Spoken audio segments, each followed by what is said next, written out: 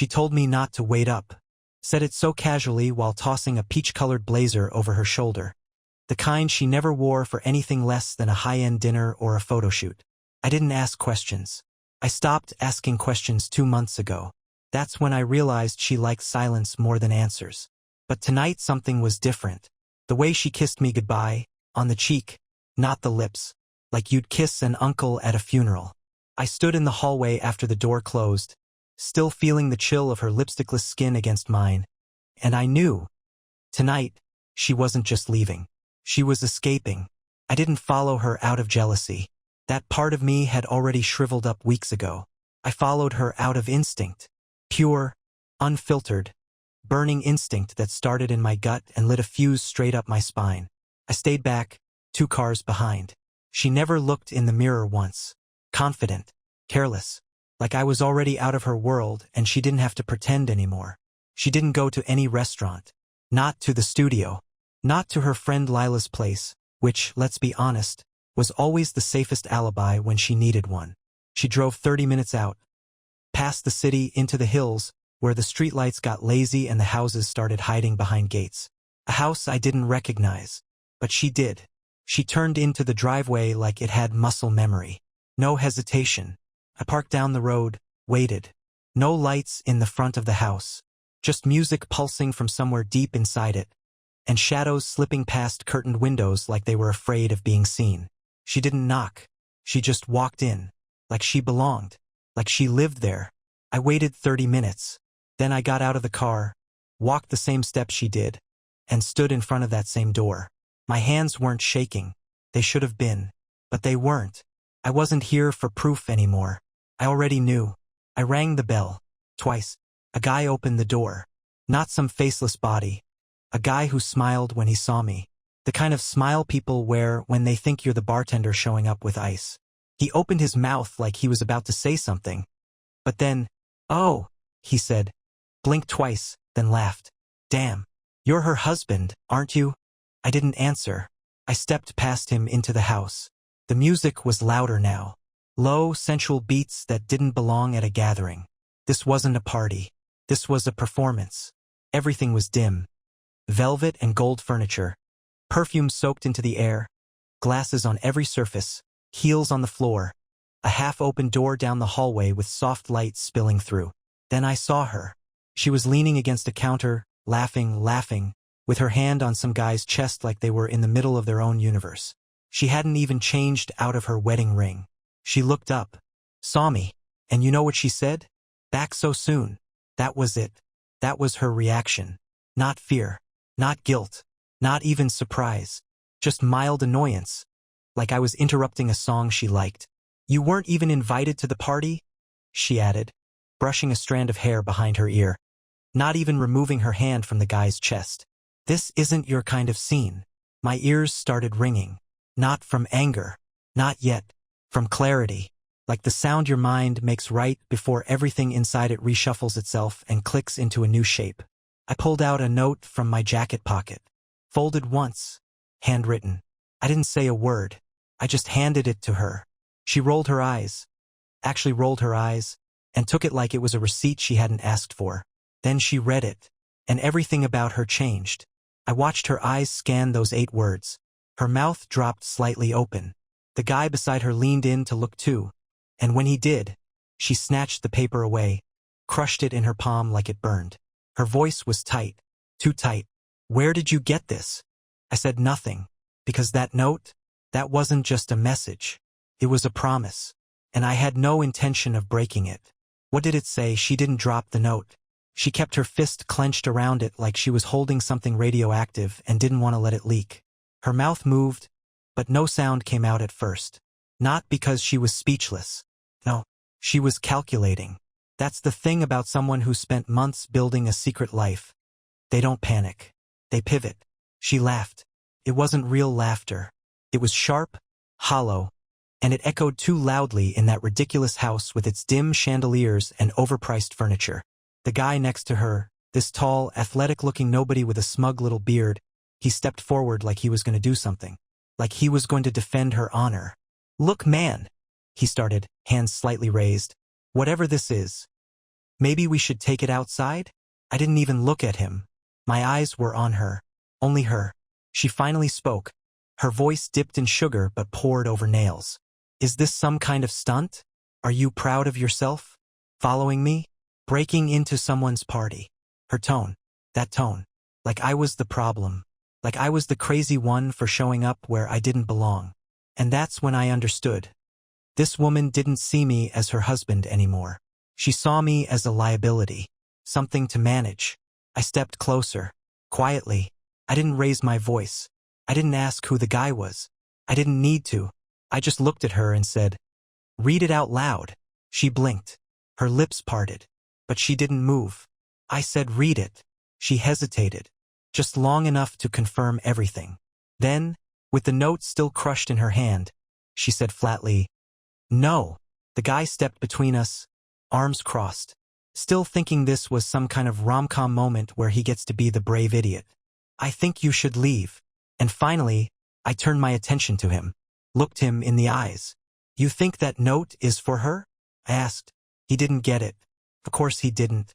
She did. Her mouth twitched. A flicker of something real passed across her face. Not guilt. Not shame. Recognition. Because she'd read it. She knew what it meant.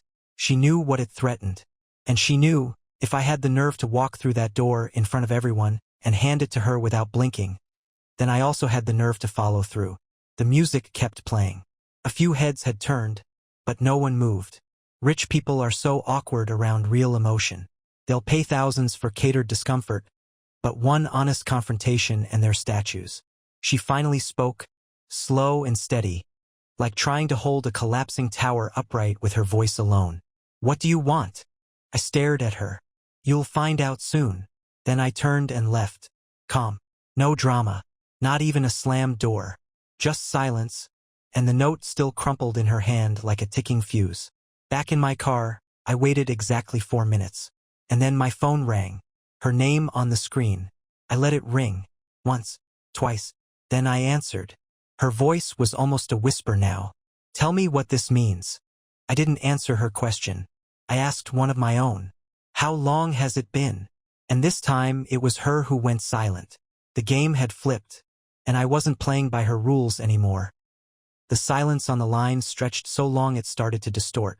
I could hear her breathing, shallow and uneven, like she was walking in circles or pacing hard. She had always been composed. Even in fights, she never raised her voice, she weaponized calm. But now that control was fraying. "How long has it been?" I repeated. "Nothing." Then, "That's not the point." I laughed. Actually laughed. Quiet and ugly. Because of course that's what she said. Not, "It's not true." Not, "It's just a mistake." Just, "That's not the point." "Then tell me what is." "You're being dramatic," she snapped. "This doesn't need to be a thing. You want to talk? Fine. Let's talk. Come back." But I wasn't going back into that house. That snake pit. That soft-lit den of performance and lies. I was done being the polite husband everyone mistook for clueless. I'd seen too much. Felt too much. I'd handed her the detonator. And she didn't even realize the clock had already started. "You're not going to talk me down, not tonight," I said. "You've already decided who I am. So let me show you who you forgot I could be." "Stop," she said quickly. "Stop with the threats." I hung up, not because I was angry, but because there was nothing else to say. For now, she thought that was the worst of it. A husband with a bruised ego and a little note to stir the pot. She hadn't even asked me how I got it. Because the note wasn't something I wrote. It was something I found. Last Tuesday. Her phone buzzed while she was in the shower. Normally, I never touched it. But that night, something about the way she'd thrown it face down on the couch after dinner, it felt too deliberate, too staged. So I picked it up. No passcode. Why? Because she didn't need one. Because she thought I was too naive or too trusting or too exhausted to check. What I found was a photo. One she didn't take. Sent by someone named A. A blurry shot of her. At night. Smiling. Walking into a building. Arms locked with someone whose face was cropped out. Caption, "Don't worry. I'll keep your little secret. For now." No follow-up. No response. Just that one photo untouched in the thread. I forwarded it to myself. Deleted the message. Wrote 8 words on a scrap of paper. Folded it carefully. And carried it in my jacket every day since. The note I handed her tonight? I know what I sent you. So does he. And I hadn't been lying. The guy at the party? He wasn't the one from the photo. That's the part she hadn't put together yet. The part one was saving. Because while she thought she was juggling 2, maybe 3 secrets, she didn't know there were 5. 5 people who knew something. One of them was me. And another one was done being silent. It started unraveling faster than I expected. Not from anything I did. I barely moved. But secrets, real ones, have a scent to them. Once they're exposed to air, they spread. The next morning, she didn't come home. Not a text. Not a call. Not even a breadcrumb of pretense. I didn't wait up. I didn't even bother to check where she was. I didn't need to. The real action had already been set in motion before she even opened that damn note. I just sat at the kitchen table, sipping black coffee out of habit. There was something almost luxurious about the silence. No high-heeled tapping across the tiles. No half-hearted good morning. Just me, and the sound of things shifting in her absence. By noon, the first message came in. It wasn't from her. It was from Lila, her best friend, her mirror, her backup alibi for every girls' night, every last-minute dinner, every client meeting that ended in vodka and someone else's hands. Lila had always smiled too wide when I came around, like she was terrified I might see something in her eyes. Her text was short. What did you tell him? I stared at it, smiled. It was working. I didn't respond. 10 minutes later, she followed up. He called me. He's freaking out. You said he knows? You told him everything? There it was. But which one? I wanted to know who exactly he was, so I decided to throw her the bait. I replied with 4 words. You think it's just one? Scene. No response. Because she knew. The truth wasn't a rope she could hold onto anymore. It was slipping, burning her palms, taking pieces of her as it fell. Then, around 1 p.m., the door finally creaked open. She walked in like someone trying to remember what role she was supposed to play. Designer shades, flawless hair, skin like a screen wiped clean. But she couldn't fake her eyes. They darted, searched, calculated. Even the air around her seemed nervous. I didn't stand, didn't speak. She set her purse down gently, took off the shades, folded them slowly, buying time. I want to explain, she said carefully, like she was negotiating with a sniper. I said nothing. I didn't want you to find out this way. It was not supposed to go like this. Still nothing. Then she cracked. Just a fracture, but deep. Who did you talk to? She asked. What did they say? There. That's what she really cared about. Not me. Not us. The leak. I leaned back in my chair. I didn't say a word. She flinched. Visibly. I continued. But I didn't have to. You're burning from the inside out. All on your own. She opened her mouth. Closed it. Then finally sat across from me. Her hand trembled as she tried to clasp it over her other. A quiet little attempt at poise. You're making it bigger than it is, she said. I blinked. Tell me how small it is then. She looked down, like the table might write her answer for her. It wasn't serious. It was complicated. You and I were drifting. I made mistakes. I admit that. But it's not what you think. I looked at her. You really don't get it, I said. This isn't about who you slept with. It's about how you turned this marriage into a goddamn chessboard and didn't think I'd learn how to play. She stood, abruptly. Her eyes lit up with something hotter. Anger, fear, maybe both. So what now? You want to ruin me? You want to play the martyr? No, I said, finally rising to meet her gaze. I want to watch you run out of lies before you run out of exits. And then I dropped the real punch. There's someone else you need to worry about. And he's not just angry. He's collecting things. Her expression went pale. She knew who I meant. But I wasn't going to say his name. Not yet. The mask cracked completely that night. After our little kitchen war, she retreated to the bedroom, probably to text, delete, spin her webs in digital silence. I didn't follow. I didn't need to. The damage was already blooming like bruises across her perfect little world. She knew who I meant. The man who wasn't in the photo. The one she kept in a different compartment. Clean, silent, removed from all the mess. She thought she could keep him protected. But she had underestimated him, just like she had underestimated me. His name was Caleb.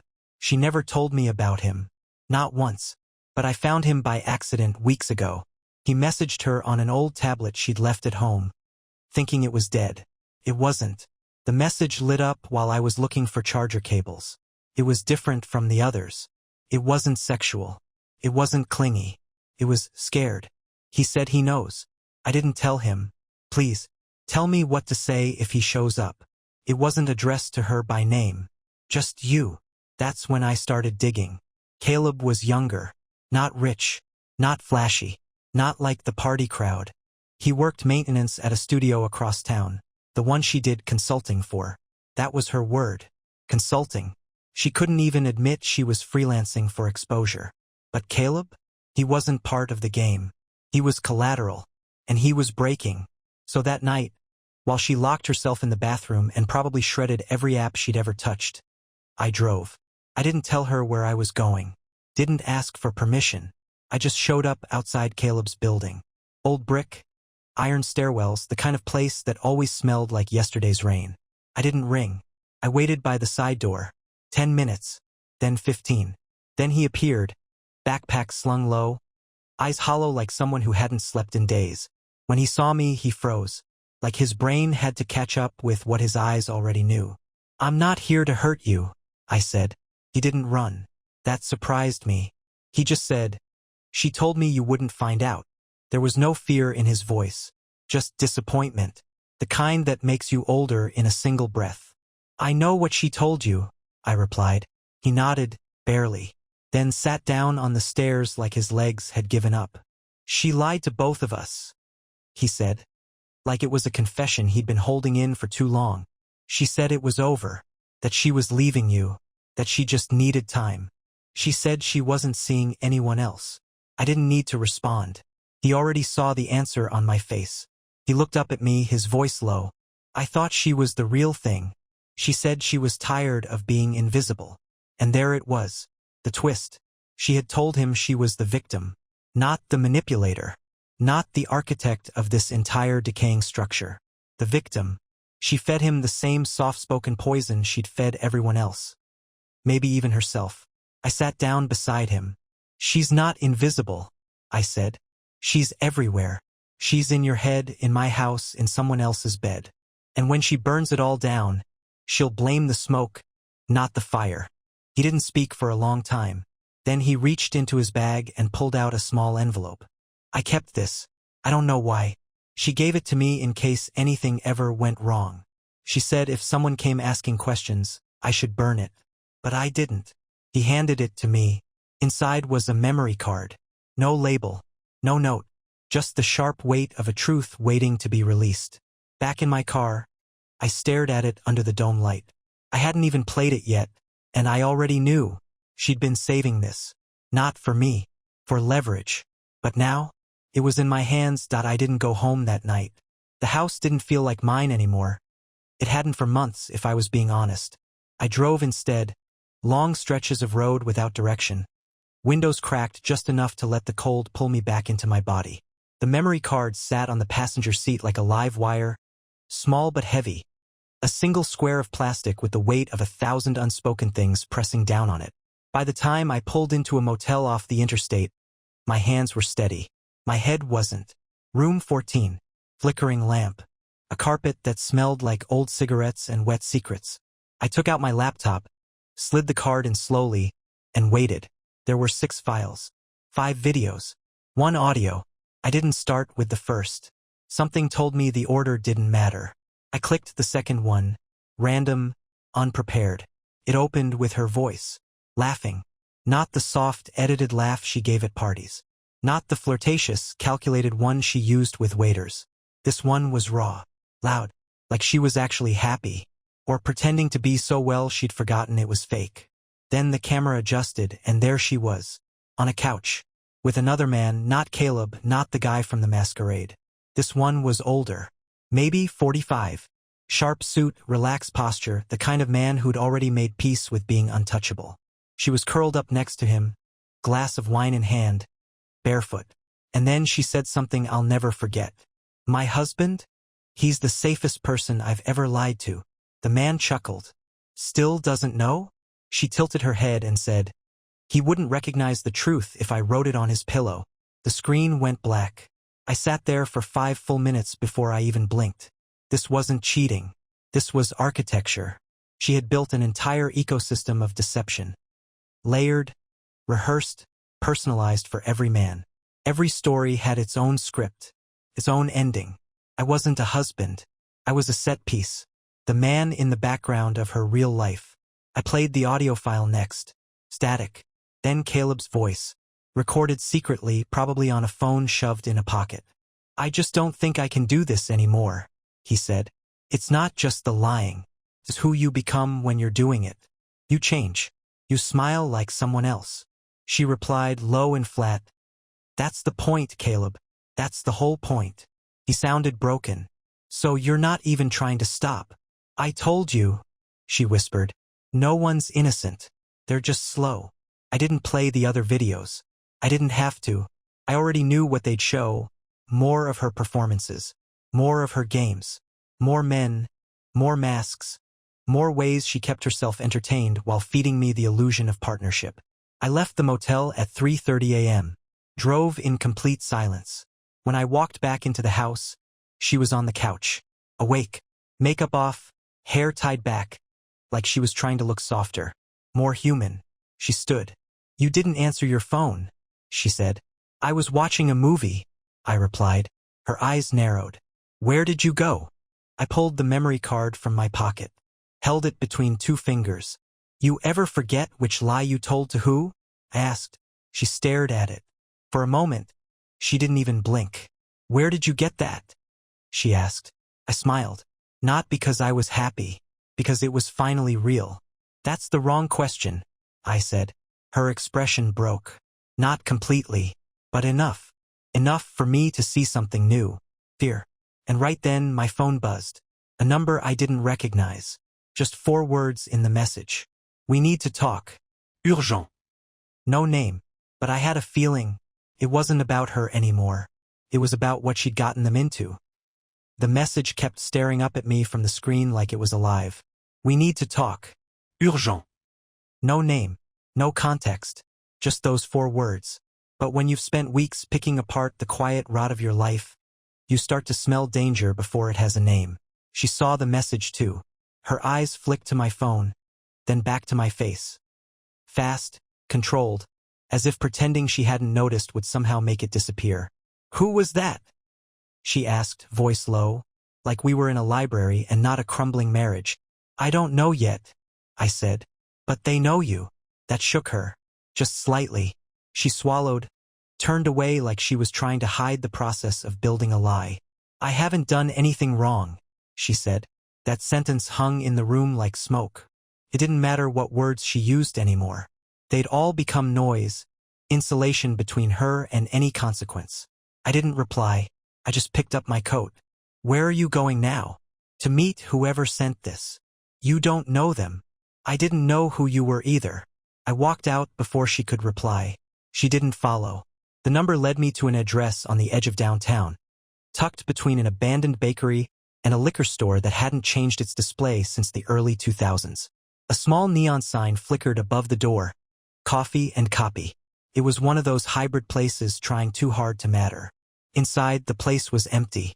One barista behind the counter, too busy with his earbuds to look up. In the corner, near the printer labeled out of order, sat a man in a gray hoodie, arms folded, staring directly at me. He didn't wave, just nodded once, like we had a schedule to keep. You him? He asked as I approached. Depends who's asking. He gave me a slow grin. No warmth. She told me you wouldn't come. She tells everyone a lot of things. He leaned back, scratched at his beard. I used to think I was the only one, the one who got her in between whatever mess she was crawling out of. She said you were done, that you were cruel, controlling, that you watched her sleep sometimes just to see if she'd breathe.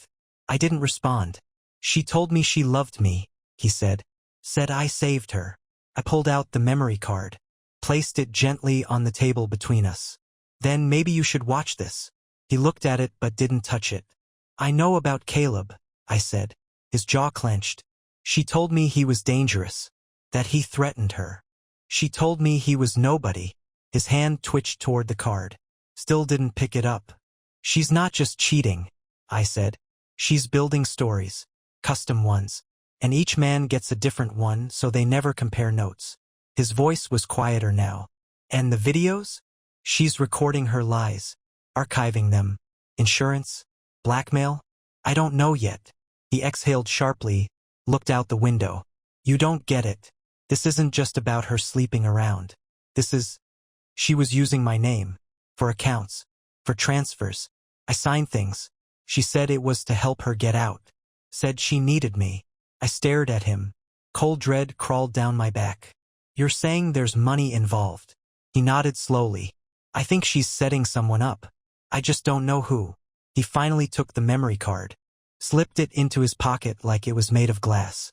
If what's on this is half as bad as what I think it is, he said, you're going to need a lawyer. And maybe a burner phone.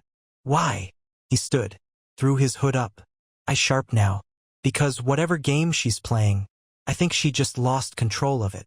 Then he walked out, leaving me at a chipped plastic table, with a cup of coffee going cold and a sense that the storm wasn't coming. It had already started, and I just stepped into the eye of it. I didn't go straight home. I sat in my car, parked just outside a 24-hour pharmacy, letting the dull yellow light bleed through the windshield, while everything I just heard sank into me like ice water. She wasn't just cheating. She was laundering trust, weaponizing it. Writing scripts where she's always the fragile one, always the victim, always so close to freedom. If only some well-meaning man would just sign this one form, transfer this one payment, believe this one last story. And somehow I was the fool she kept around as her insurance policy. The stable husband. The illusion of a life that gave all her lies weight. Every thread I pulled revealed another version of her. None of them the woman I married. I checked my phone. Missed calls. 3. All from her. No messages. No texts. Because there was nothing left to say unless she could speak a different language. One made of truth. I was halfway through deciding whether to drive back or vanish for a few more hours when I saw it. A black SUV pulled up across the lot. Clean. No decals. No lights. Engine still running. 2 guys inside. One on the phone. The other just staring forward. Directly at me. I didn't flinch. Just watched. 5 minutes passed. Then they pulled away. Slowly. Deliberately. Like they wanted me to know they'd seen me. That they'd be back. I turned my phone off. When I walked through the front door, she was standing at the bottom of the stairs. Still in the same clothes from last night. Like time had stopped for her and she'd been frozen in her own panic. You went to see him, she said. Not a question. I saw a lot of things, I replied. Her jaw clenched. That was private. Was Caleb private? Was the man from the party? The one from the video on your couch? She looked away. I kept going. Or was it the bank accounts? The contracts? The memory card full of your monologues? How many people were you planning to wear at once? That hit. She winced like I'd physically touched her. Do you have any idea what you've done? She snapped. No, I said. But I think you're about to tell me. She stepped closer. Not apologetic. Defensive. Her eyes had sharpened. She wasn't scrambling now, she was strategizing. You're in this too, she said. They know who you are. You think they care if you were just the husband? You think your name on those shared accounts won't matter? And just like that, the whole thing tilted. She wasn't afraid I'd expose her. She was afraid I wouldn't protect her. You dragged me into this, I said. You used my name. You used to say we were a team, she shot back. That was before I knew I was playing defense for someone else's offense. She paused, measured, then said something I didn't expect. There's a man, she said. Not one of the ones you've met. He's different. I owed him. He wanted information. I gave him pieces, accounts, names. He said I could walk away after that. Walk away from what? From everything. From the people I scammed. The favors I took. The ones I couldn't pay back. He promised to wipe it clean. My blood turned slow and cold. You sold out your own life, I said. And mine with it. She nodded. Slowly. But it worked. Until now. There was a knock at the door. We both froze. 3 knocks. Slow. Even. She looked at me. For the first time, no act, no angle, just pure, undiluted terror. "Don't open it," she whispered. And then the voice came. Through the door. Calm. Deep. "We know you're home." The voice didn't repeat itself. It didn't need to. There's a certain sound people make when they've already decided what happens next. And it isn't yelling. The stillness. That calm, hollow kind that says they're prepared for whatever comes through the door. Prepared because they've done this before. She backed away slowly, barefoot on the floor like each step might trigger something. Her eyes met mine, and for once, there was no pretense. No armor. Just a simple, terrifying truth. She had no idea what they were going to do. Another knock. This time not a knock at all. 3 short thuds, deliberate and sharp, like the door itself was being warned. I moved first. I stepped toward the hallway closet, pulled out the old fireproof lockbox she forgot we even owned, and tossed it onto the kitchen counter. She flinched when it hit. The sound of metal on stone was jarring in the silence. "What's in that?" she asked. I didn't answer. I just opened it, slowly, and pulled out 2 things. The burner phone the guy in the cafe warned me to get, and a thin folder she definitely hadn't seen before. Her jaw tensed when I laid it flat. It was labeled, "For After." It had bank statements, printed emails, screenshots, old flight confirmations in her name with unfamiliar dates and destinations. Receipts from 2 hotel chains. Both used my name on file, neither of which I'd ever been to. She stared at it all, then looked up at me. "You were tracking me." "I was protecting myself," I said, voice steady. "Long before you realized I might stop protecting you." She opened her mouth, probably to launch into some freshly manufactured version of herself. But then, another voice from the door. This one closer. More casual. "Time's up." I walked toward the entrance. She hissed.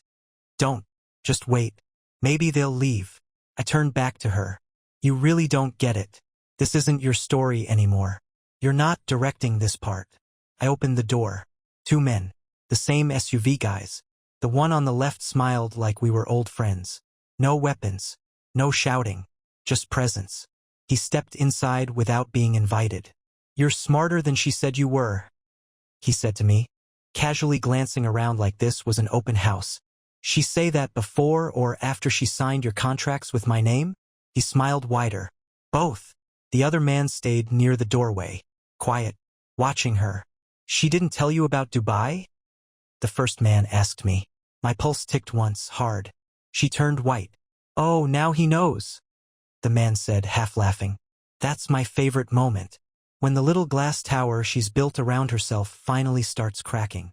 He pulled out a phone, pressed play. Her voice, not panicked, confident, negotiating. "He doesn't need to know about the wire. I can handle him. I just need more time." The clip ended. He slipped the phone away, looked at me. "Here's the deal. We don't want you, but you've got fingerprints all over things that make certain people very uncomfortable. That wire, the Dubai job, your marital access helped her clean something very valuable." I didn't speak. He went on. "You can give her up. Say she tricked you. Be the idiot husband. You'll walk. Or..." He smiled again, this time thinner, darker. "You can protect her. And go down with her."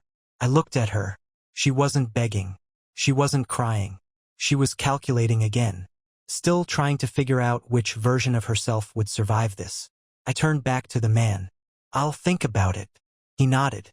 "You've got 48 hours. Then he walked out.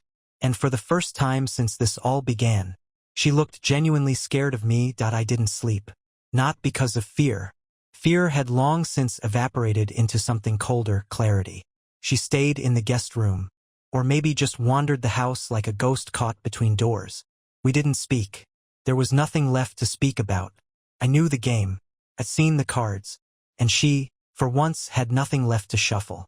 By sunrise, I'd already made my choice. It wasn't the choice she expected. She padded into the kitchen, hair tied back, wearing one of my old shirts like it was armor. She looked human again. That was her final act. Become soft, small, fragile, disarming. I poured a cup of coffee and slid it across the counter. She stared at it like it might explode. Then I placed the burner phone beside it. Activated. Screen unlocked. She didn't ask why. You're going to call them, I said. She blinked. What? You're going to tell them it's over. You're going to give them what they want. She shook her head instantly, backing away. You don't know what you're asking me to. I slammed the folder down in front of her. All of it. Every receipt. Every email.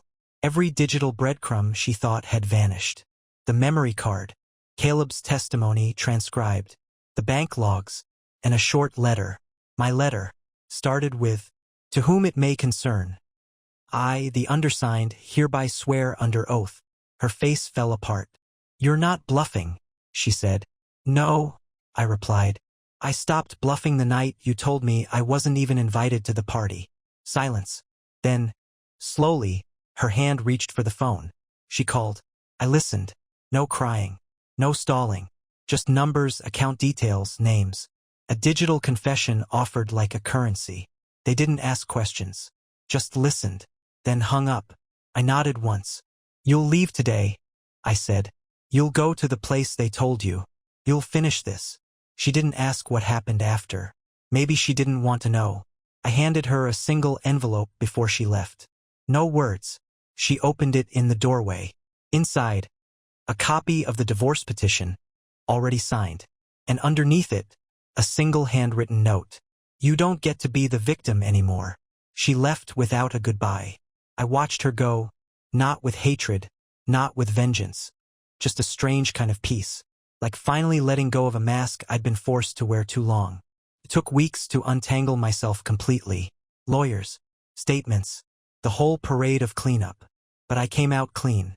The moment she told them everything, she became their liability. Not mine.